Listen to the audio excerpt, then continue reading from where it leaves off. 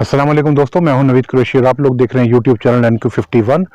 आज मैं रावल डैम आया हूं। 5 तारीख है, 5 अप्रैल, और मेरा बिल्कुल प्रोग्राम नहीं था कि मैं आज आप लोगों के लिए रावल डैम पे वीडियो बनाऊं, क्योंकि रावल डैम पे ऑलरेडी मैं काफ़ी पॉइंट से वीडियोस बना चुका हूं। लेकिन रावल डैम पे जो आज पूरा डैम डेड है, और इस वक्त मैं मौजूद हूँ डॉक्टर कदीर खान के नाले के ऊपर। ये पीछे मेरे डॉक्टर कदीर खान की कोठी है, ये दरख्तों से पीछे डॉक्टर कदीर खान की कोठी है, और उसकी दीवार के साथ हम बैठे शिकार खेल रहे हैं। वो गाड़ी खड़ी हुई है और यहाँ पे ताहा भी है। तो मैंने सोचा चलो आज आप लोगों के लिए शिकार के मौजू पे वीडियो तो ना बनाऊं, लेकिन एक बहुत इंपॉर्टेंट इशू है जो मैंने आप लोगों के साथ डिस्कस करना है। मैं ये बात करना चाह रहा था आपसे कि मैं जो आप लोगों के साथ नुस्खे शेयर कर रहा हूँ, मैंने अभी कल आप लोगों के लिए केमिकल की चढ़ाने के बाद मुझे बहुत अच्छा रिस्पांस आया आप लोगों की जानिब से।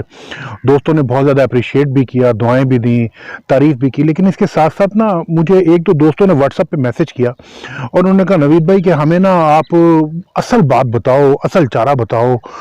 हमने पहले भी पिंडी के एक बहुत अच्छे उस्ताद हैं, मेरे दोस्त भी हैं बहुत अच्छे, मुन्नू भाई कहते हैं, वो जी हमने मुन्नू भाई का चारा इस्तेमाल किया था, उस पर असर नहीं हुआ। तो मैंने उनको साफ मैसेज कर दिया, मैं कहा जी आप ऐसा करना, मेहरबानी करना, आप ना मेरा चारा बिल्कुल ना बनाना। मेरा बताया वो केमिकल जिसे मैं मीठा पेड़ा भी कहता हूँ, बिल्कुल ना बनाना। उसकी वजह यह है कि हम शिकारी जो होते हैं, हम दोस्त जो होते हैं, आप लोगों के साथ अपने तजर्बात और जो होते हैं वो शेयर कर रहे होते हैं, और हम कभी भी किसी का मुकद्दर नहीं बना सकते, नसीब नहीं बना सकते। एक दूसरे से अपनी मालूमात को शेयर ही किया जाता ना। अगर मेहनत देखी जाए जनाब कि अगर मेहनत करने वाला इस दुनिया में कामयाब होता तो मेरा ख्याल है गधा इस दुनिया का सबसे अमीर तरीन आदमी होता। बैल जो हर वक्त चक्की के गिर्द घूमता है वो सबसे ज़्यादा अमीर तरीन आदमी होता, और वो मजदूर जो सारा दिन धूप के अंदर मेहनत करता है वो इस दुनिया का सबसे अमीर तरीन आदमी होता। लेकिन ऐसा नहीं है। ऐसा क्यों नहीं है? क्योंकि एक चीज़ होती है जिसे किस्मत कहते हैं। वो किस्मत जो खुदा बनाता है, वो किस्मत जो हमारी मेहनत से बदल तो सकती है, लेकिन उसमें अल्लाह ताला की रज़ा जो है वो बहुत ज़्यादा अहमियत की हामिल होती है। और अगर आपकी किस्मत में कोई चीज़ नहीं है तो फिर आपको कैसे शिकार लगेगा? और मछली के शिकार के हवाले से तो मैंने पहले भी आपसे कहा था, बल्कि मेरा तो ये ईमान है इस बात पे कि मछली का शिकार आपको उसी वक्त लगेगा जब 3-4 चीज़ें आपके फेवर में होंगी। नंबर 1 अल्लाह ताला की रज़ा हो, नंबर 2 मछली की कज़ा आई हुई हो, और नंबर 3 वो मछली आपकी ग़िज़ा में शामिल हो। ये तीनों बातें जो हैं बड़ी इंपॉर्टेंट हैं।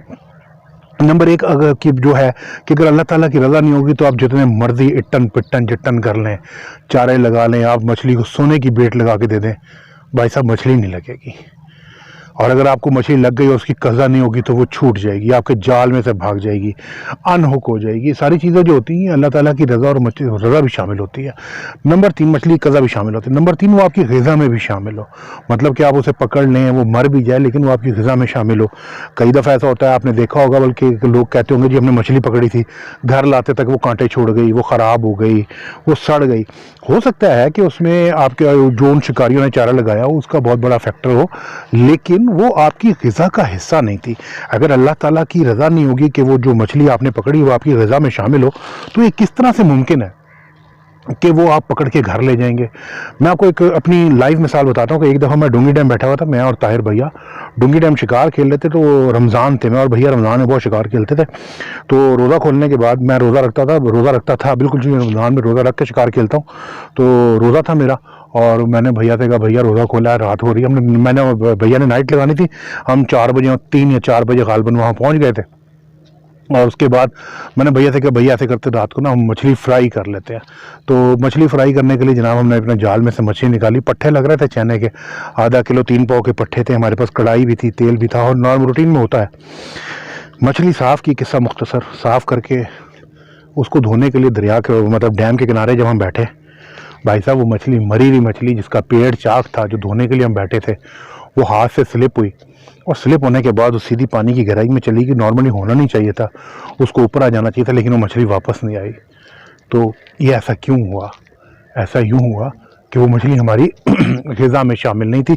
अल्लाह ताला की रज़ा थी कि वो पकड़ी जाए, उसकी कज़ा आई थी, वो मर गई, लेकिन वो हमारी ग़िज़ा नहीं थी। इतनी लम्ही तमहीद जो मैंने आपसे बांधी है, इतनी लंबी जो मैंने आपसे बातें की, ये सारी बातें मैंने आपसे क्यों की?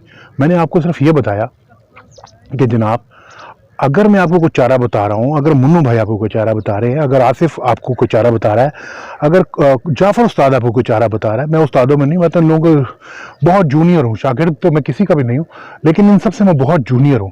लेकिन अगर कोई भी दोस्त आपके साथ चारा बता रहा है तो वो आपको इस चीज़ की श्योरिटी नहीं देगा کہ اس پہ شکار بھی لگے گا. کیوں؟